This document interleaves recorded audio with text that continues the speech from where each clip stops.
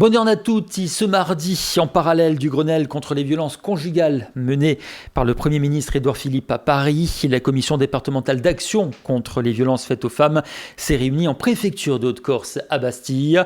L'occasion de souligner que la justice est de plus en plus sollicitée en Haute-Corse dans ce genre de dossier.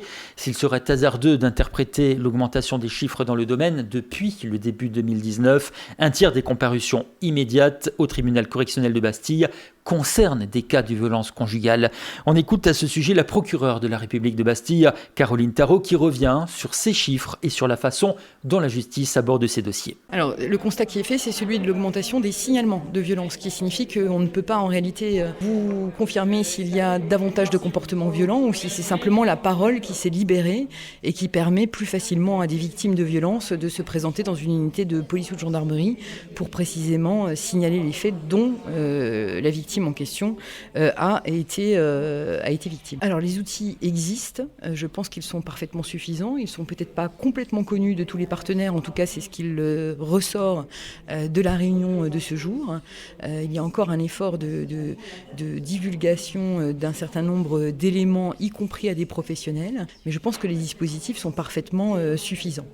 Au titre de l'amélioration, par exemple, de l'accueil qui a été fait aux victimes, il y a eu un certain nombre de dispositifs qui ont été mis en œuvre. Il y a la plateforme de signalement pour les violences sexuelles ou sexistes, les pré-plaintes en ligne. J'ai souhaité aujourd'hui faire part d'une évolution qui me paraît encore possible pour améliorer cet accueil des victimes, qui consiste à prévoir une plainte simplifiée qui serait enregistrée à l'hôpital pour les personnes qui sont hospitalisées à la suite des violences dont elles ont été victimes, qui permettrait justement d'être immédiatement renseignées par la personne qui n'est pas en capacité, puisqu'elle est hospitalisée, de se rendre dans un service de police et de gendarmerie, l'hôpital transmettant à ce moment-là la plainte qui a été renseignée par la victime, de manière à ce que l'enquête puisse immédiatement démarrer dans un service de police ou gendarmerie. Alors vous l'avez dit, le plus important c'est que les faits soient décrits, constitués, pour qu'il y ait plainte ou pas, que vous puissiez enquêter, c'est ça ? Alors très exactement, ce qui est important, c'est que les faits soient révélés, soient dénoncés. C'est-à-dire que j'ai besoin que la personne qui se dit victime de violence, qu'elle soit psychologique,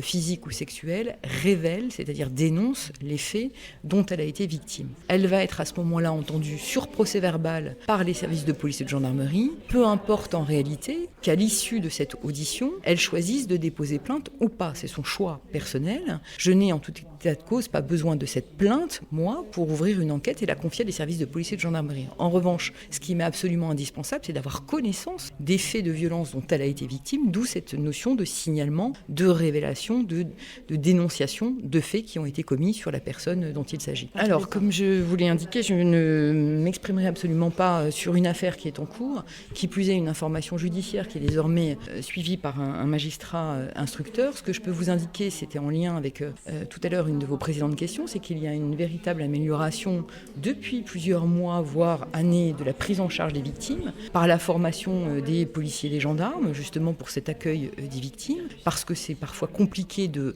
raconter ce que l'on a vécu. En tout cas, il y a eu une amélioration de cet accueil, il y a eu des formations des services de police et d'enquête, il y a eu les dispositifs dont je vous ai parlé qui ont été mis en œuvre pour essayer aussi de faciliter la révélation des faits par la victime, lui éviter aussi la répétition de son récit, parce que parfois elle va aller voir un psychologue, un médecin, en plus du policier ou du gendarme, ce qui fait qu'elle n'aura pas forcément le souhait de répéter à tous ses interlocuteurs ce qui lui est arrivé. Donc un certain nombre de dispositifs qui ont été mis en place pour faciliter cette révélation des faits. En tout état de cause, ce que je peux vous indiquer, c'est que les services de police et de gendarmerie ont reçu des instructions extrêmement claires parce que je ne souhaite absolument pas qu'il y ait une main courante de déposer à partir du moment où les faits qui sont révélés par la personne sont constitutifs d'une infraction pénale. Et c'est ce que je vous ai précisé tout à l'heure. À partir du moment où les faits qui sont révélés par une victime sont constitutifs d'une infraction pénale, il y a une audition de celle-ci sur procès verbal. Ce procès verbal porte le récit des faits dont elle a été victime et à l'issue, la personne choisit de déposer plainte ou non. Mais il y a une prohibition formelle des mains courantes à partir du moment où les faits sont susceptibles de revêtir une qualification pénale. Le classement sans suite, divers motifs peuvent justifier un classement sans suite. Il peut y avoir des motifs juridiques, il peut y avoir une impossibilité formelle d'établir qu'un fait qui est révélé s'est effectivement passé dans les conditions qui sont dénoncées par une victime. Il y a différents motifs qui peuvent amener à un classement sans suite. Hier donc, en Corse, l'heure de la rentrée scolaire a sonné, l'occasion pour le président de l'exécutif, Gilles Simeoni, de visiter les écoles Soubise et Defendini à Bastia, puis la cité scientifique, technologique et professionnelle de Montesor, toujours à Bastia. Pour la collectivité de Corse, cette rentrée marque aussi l'ouverture du collège du Stylet, dont le coup d'envoi des travaux a eu lieu il y a 4 ans, pour un coût total de 30 millions d'euros hors taxes. Autre projet d'envergure en cours, celui pour 4,7 millions d'euros du pôle des sciences de Montesor qui devrait ouvrir ses portes à la rentrée prochaine. Au-delà des 79 millions d'euros d'investissement planifiés entre 2008 et 2023, la collectivité de Corse se préoccupe également de la place de la langue corse suite à la réforme du bac et doit faire face à quelques perturbations engendrées par l'échec de l'appel d'offres sur les lignes de bus interurbaines en Corse du Sud. On écoute à ce sujet le président de l'exécutif de Corse, Gilles Simeoni. Particulier, fort pour les enfants, pour leurs parents, pour la communauté éducative. C'est aussi pour les élus que nous sommes un formidable encouragement puisque à travers les enfants d'aujourd'hui, c'est la société de demain qui se construit et l'école, l'éducation, l'enseignement sont des enjeux fondamentaux. Au-delà de ces remarques d'ordre général, la rentrée c'est aussi le moment de faire un bilan d'un point de vue des infrastructures et d'un point de vue aussi du contenu de l'enseignement. Alors, sur les infrastructures, la collectivité de Corse considère que c'est une priorité que de créer les meilleures conditions pour que la communauté éducative et les scolaires et collégiens et lycéens puissent travailler de façon optimale. Vous savez qu'on a un plan quadriennal d'investissement de 80 millions d'euros sur les collèges et lycées qui dépendent directement de la collectivité de Corse. Donc ça c'est au plan des infrastructures, donc des travaux à la fois d'entretien et d'investissement. Et puis sur le contenu, veiller à ce que tout se passe au mieux.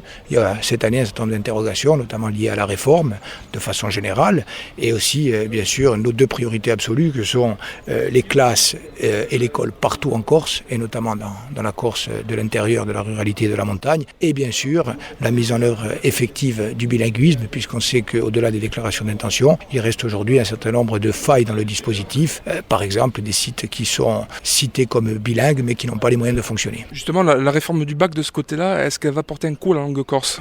Je crois qu'un des enjeux, c'est précisément de réussir à faire que l'enseignement de la langue corse continue à se généraliser jusqu'à atteindre nos objectifs qui sont ceux d'un véritable enseignement bilingue à tous les niveaux et dans tous les cycles. Nous en sommes loin aujourd'hui. C'est un des enjeux essentiels des discussions et quelquefois des oppositions que nous avons avec l'État. Vous parliez d'infrastructure, le principal chantier qui a été conclu, c'est celui du collège du Stylet à Ajaccio. C'est un dossier extrêmement important pour la CDC.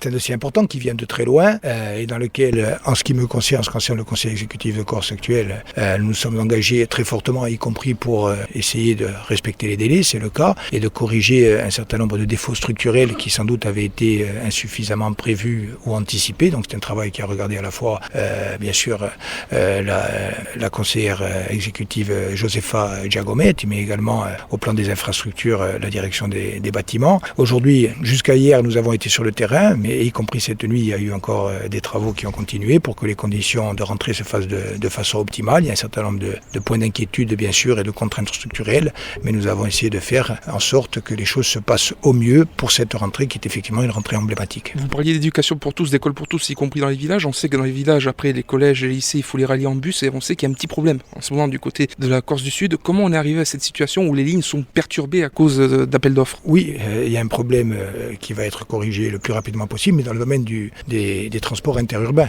En ce qui concerne les transports scolaires, la totalité des transports scolaires sont assurés dans toute la Corse. C'est un enjeu majeur pour nous. Je rappelle 22 millions d'euros de budget pour le transport scolaire, la gratuité totale, principe qui est maintenu et étendu à l'ensemble de la Corse, près de 300 lignes dans toute la Corse et 19 ouvertures de lignes nouvelles, 3 pour desservir le collège du Stylet et 6 dans la Corse de l'intérieur, aussi bien le Poumonte que Cismonte. Et donc de ce côté-là, nous avons fait ce qu'il fallait. En ce qui concerne la partie transport des internes sur les services interurbains, nous avons mis en place une solution juridique qui a été validée par le contrôle de légalité qui permettra de l'assurer le lundi et le vendredi. Pour le surplus, c'est-à-dire les transports interurbains où les lignes n'ont pas pu être attribuées mais pour des raisons indépendantes de la volonté de la collectivité de Corse, nous travaillons en étroite concertation avec les professionnels pour que cet inconvénient puisse être corrigé au plus vite. Aujourd'hui, où en sont les relations avec le rectorat? On sait que parfois il peut y avoir quelques mésententes. Avec la rectrice et au plan personnel, les relations sont bien sûr excellentes. Elle est particulièrement investie dans ses fonctions. Maintenant, sur le fond, nous avons une discussion qui dépasse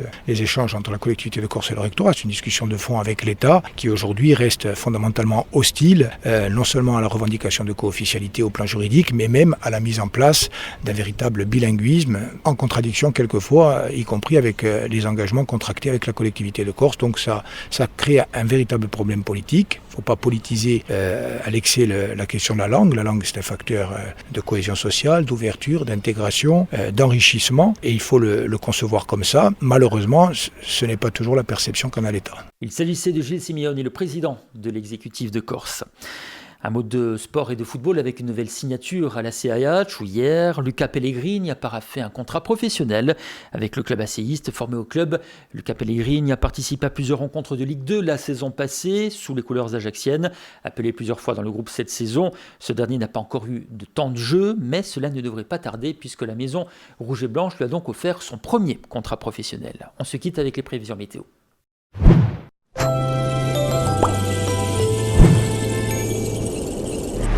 Nous sommes aujourd'hui le mercredi 4 septembre 2019 avec un soleil omniprésent aujourd'hui durant toute la matinée.